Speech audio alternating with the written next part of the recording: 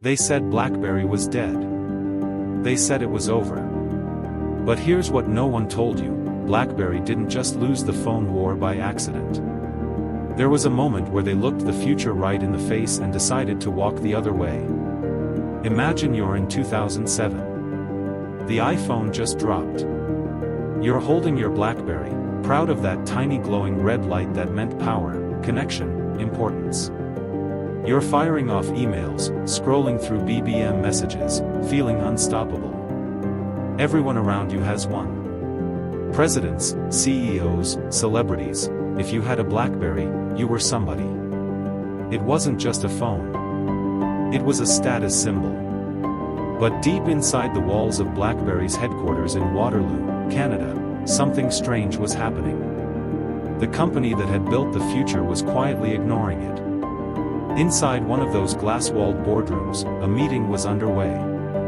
Executives in sharp suits surrounded a long polished table. Charts and graphs covered the screen at the front of the room. One of the engineers, a young guy with restless energy, leaned forward and said, "We've been testing a new prototype. No keyboard. Just a screen. It could compete with the iPhone." The room went silent for a few seconds. Then one of the senior execs laughed. "A phone without a keyboard? Come on. That's not what our customers want. Nobody's going to type emails on glass." The engineer hesitated. "But sir, people are starting to care about apps, about browsing, about how it feels to use the phone. We can't ignore." "We don't need gimmicks," the exec cut in sharply.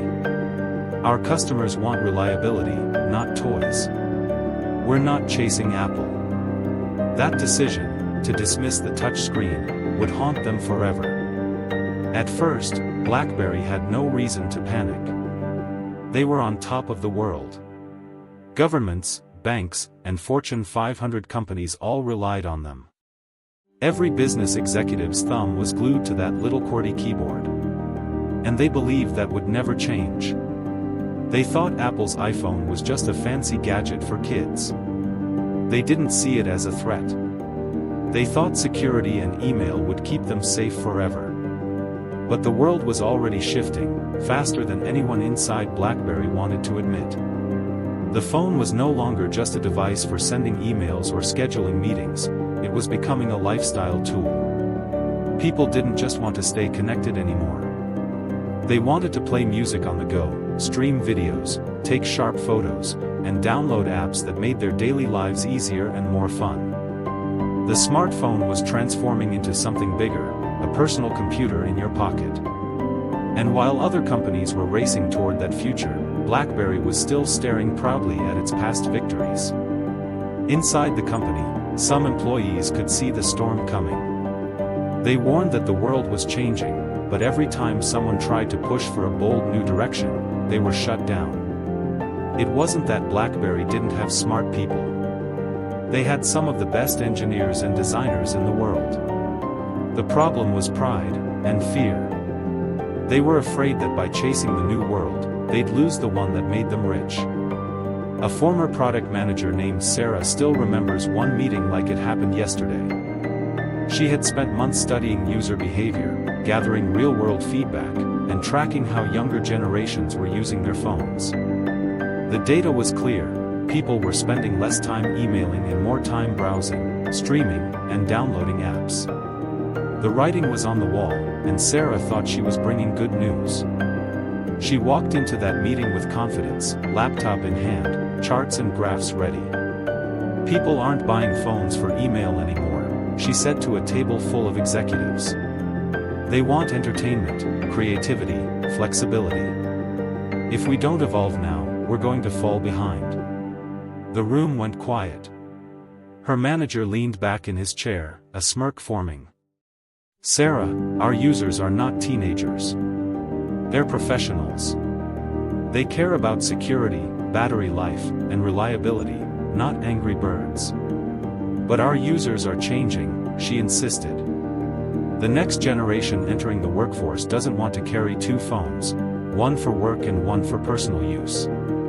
They want a single device that does everything. They don't want limits. He smiled politely, almost dismissively. We'll let Apple chase toys. We build tools. And that was that.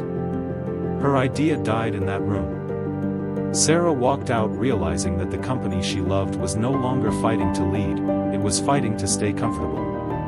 By 2008, Apple's iPhone had exploded in popularity. It wasn't just a hit, it was a cultural shift. Suddenly, phones weren't just business devices, they were lifestyle statements. Google jumped in with Android, offering an open system that attracted developers and manufacturers alike. Samsung, HTC, and Motorola started rolling out sleek designs with vibrant screens and fast processors. And yet, inside BlackBerry, the message was the same: stay the course. Stick to what we know. Secure messaging. Email. The keyboard. The sacred trinity. When they finally tried to catch up, it was too late. Their first touchscreen phone, the BlackBerry Storm, became a cautionary tale. The screen actually clicked when you pressed it, a bizarre compromise meant to imitate the feel of real buttons. It was supposed to make typing feel natural, but it ended up doing the opposite. It was laggy, clunky, and frustrating. Reviewers tore it apart. Users returned it in droves. One tech journalist famously called it the worst smartphone ever made. And in that moment, BlackBerry's fate was sealed, not because the world changed too fast, but because they refused to change at all. Inside the company, panic started to grow. Executives demanded answers. What happened? Why isn't it selling? One shouted during a tense meeting. An engineer replied softly, because people don't want half measures. They want real innovation. The exec slammed a fist on the table. We gave them a touch screen. What more do they want? An experience, the engineer said. They want something that feels alive. But by then, Apple already had the App Store, developers flooding in, and millions of users addicted to their screens. BlackBerry still relied on its old system. It was clunky, limited, and closed off to third-party innovation. Developers didn't want to build for a platform that was already fading. In 2010, Sarah left the company. She couldn't watch it anymore. We're in denial, she said to a friend before resigning. We're pretending the world isn't changing because we're scared to change with it. Her friend asked, "You really think it's over?" She nodded. If they don't change now, yes. It's over. But at the top, the leadership still didn't see it that way. One of the co-COOs, Mike Lazaridis, was quoted saying, "Consumers don't care about apps. They care about battery life." He wasn't wrong about battery life, but he completely missed what was coming. Smartphones weren't just tools anymore. They were lifestyles. By 2011, it was chaos. BlackBerry's market share was falling fast. Employees were being laid off. Meetings became tense, desperate. The company pinned its hopes on a brand new operating system called BlackBerry 10, a modern platform meant to rival iOS and Android. But it was too late. Developers had moved on. Consumers didn't care anymore. The world had already chosen sides. The launch of the BlackBerry Z10 in 2013 was supposed to be their comeback moment.